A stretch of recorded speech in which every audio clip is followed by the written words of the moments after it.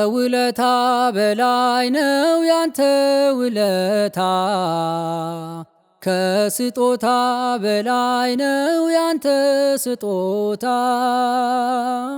ስራህ አስገረመኝ ከፍ በል ጌታ፣ እጄን ባፌ ጫንኩኝ ከፍ በል ጌታ።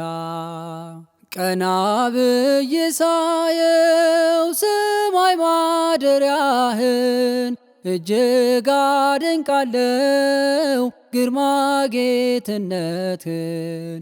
ዝቅ ስል ከቤቴ ስትሰራ ያለው ከመገረም በቀር ሌላ ምን እላለው? ከውለታ በላይ ነው ያንተ ውለታ፣ ከስጦታ በላይ ነው ያንተ ስጦታ።